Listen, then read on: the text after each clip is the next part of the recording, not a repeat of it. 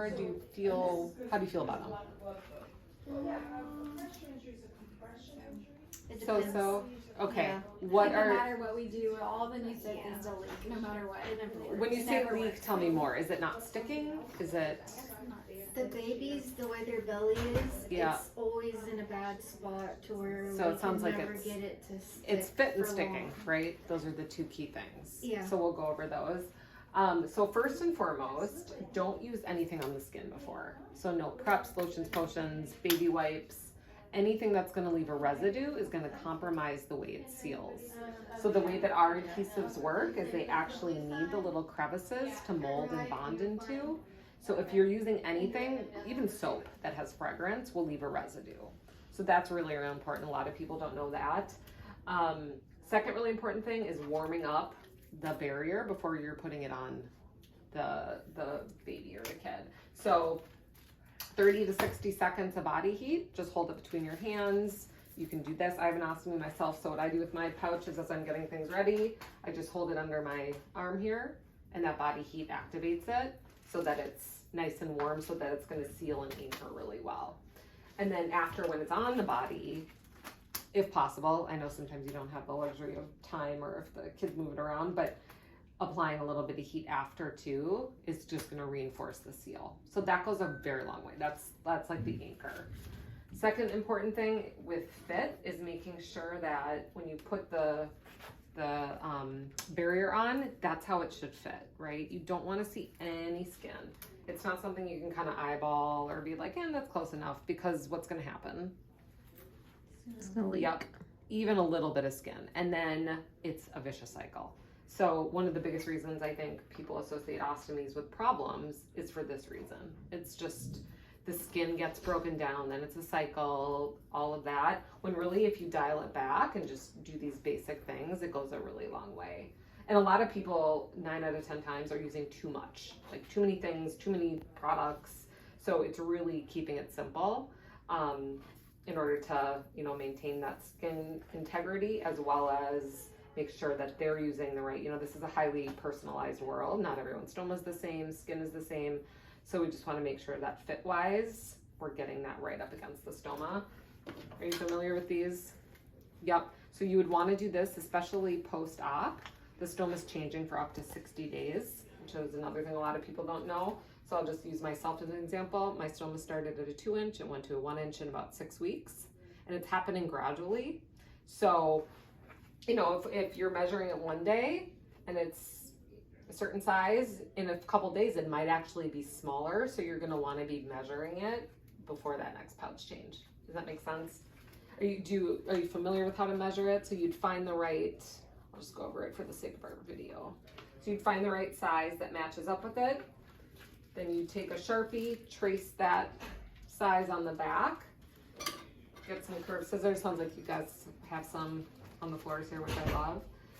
And then you just, the kids' pouches don't have a starter hole, so what I do is I just gently fold this, just make a little slit, hold it perpendicularly, and then cut around. Does that make sense? Yeah.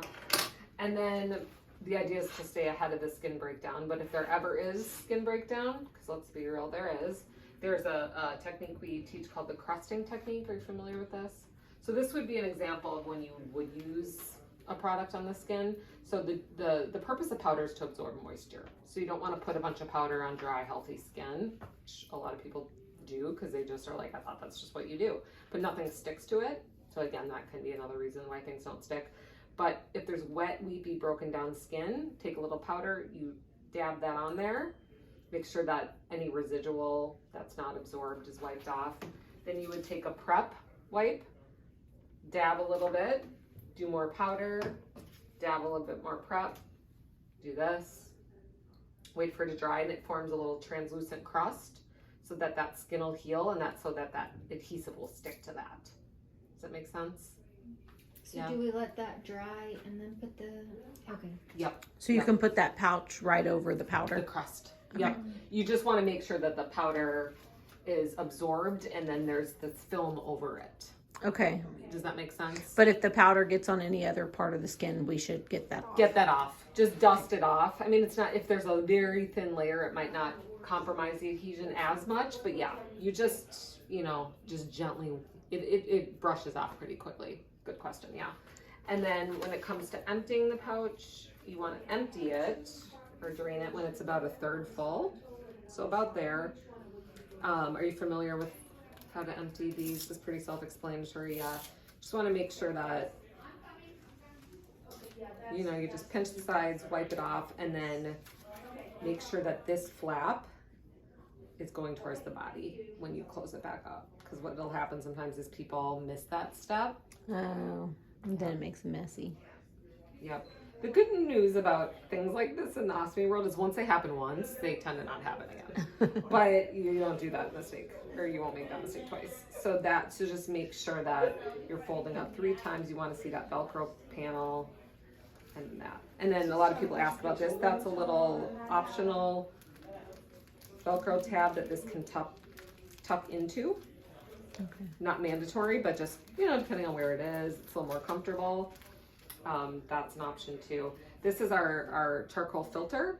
So it has some black in it. That's normal. That's just to neutralize any odor. Helps reduce kind of the ballooning. Eventually it's going to balloon up. I always say our pouches, no pouch is balloon proof, but it does help disperse it to slow it down from ballooning up with gas. This too is called our pre-filter. So if you see on a transparent pouch that fills up and gets dark, that's doing its job. It's designed to slow down this getting clogged up. I do want to go over our NICU ones, or the ones you probably see in the NICU. I suppose you see them not in the NICU too, right? Yeah, we see them in But pediatrics. You see in pediatrics, yeah. I've always just in-serviced in the NICU for these, so that's I associate with the NICU. But this is our little infant ones. This is the barrier. This is the pouch. Barrier goes on the body. The pouch goes on the barrier, and it's an actual true 2-piece, meaning that the pouch itself can come on and off. Get a new one out without changing the barrier. Have you used these before? Yeah. We have a mini NICU in pediatrics. Oh, you did? We do right now. Oh, you do. So this comes off. So you would do the same thing. You would measure. This is for little baby ones. So obviously they're going to be smaller stomas. And you can, have you ever seen ones where there's 2 stomas? Mm-hmm. Yeah, that happens too. So then this goes on the body first. And then this sticks on there. And then the way it comes apart, you just want to make sure you're pulling between these 2 blue tabs. You don't want to pull from behind here, or it's going to rip the whole thing off. So you just want to make sure you're pulling right from behind here. And it comes on and off, and you can replace it on and off. And this might sound obvious, but it's best if you have the luxury of planning a pouch change, not to do it right after a meal or feeding or anything like that. You just don't want there to be active peristalsis, because again, you got to act quick when things like that are happening. And when they're not, maybe in a really active hyper phase, maybe towards the end of the night, if they're tired, that would be a good time to do it too. It's good to know. Yeah. How often do you have to change the pouches? Good question. Yeah, it's there's a spectrum with kids. The wear time, especially with infants, is about a day. Okay. Yep. It's just unfortunately the nature of their skin and just what their situation. Adults, it's 3 to 5 days. Kids, it's 2 to 3 days. It's more about finding kind of predictable time and getting ahead of it. You do eventually kind of find a pattern. I don't know if you've seen kids or people that have had them for a while, but you eventually, 2 to 3 days, you can kind of tell when it needs to be changed, but that's average. That's a hard question to answer because there's a spectrum, but it really depends on the scenario too. Everyone's body's different, skin is different. So if someone has, an ostomy in a bending line, or if, there's a crease or a fold or a scar right near it, they might get closer to, 1 or 2 days. So yeah, that's the main things. But honestly, the biggest thing, no wipes, warm the barrier, get the right size for that stoma, and that goes a really long way. Okay. Yeah. And when you change the 2-piece, you said about a day for the infants. you have to change the bottom piece and the top piece, both Yep, pieces? Yep. Okay. Yep. With the Every infant- single time you change it? Yeah, Or- I mean, you could if they want, you know, if you wanna, for some reason, if they're getting a little bit of longer wear time and you need a new pouch on there, or something happened where the pouch got damaged or something, you can always replace Just the pouch? just the pouch. Exactly. Okay. Yep. A lot of adults will use a 2-piece for that reason. If they're getting, you know, people with a colostomy tend to get longer wear time. And so they like that because they can just take one off, replace it, and they don't have to change the entire thing. But with the little babies, you know, about a day is pretty good for both. Okay. But this is nice because you can just take it off if you ever need to inspect things, or if, you know, that. I should mention too that this is a nice little feature we make that actually, let me put this down, holding too many things. So this actually, if the pouch balloons up with gas, if you pull this back, there's a teeny little hole that'll let it out, which is nice. It's also an option for refeeding. I know they don't do that much in hospitals anymore. Have you heard of that? Through the Refeeding? Yeah, people like a refeeding tube. Oh, mm-mm. Yeah, and it seems kind of outdated. Every time I mention it, people are like, maybe we don't really do that here. But that is an option. There is a little hole in case they want to refeed. Yeah. So yeah, those are the key things. Cool. Questions?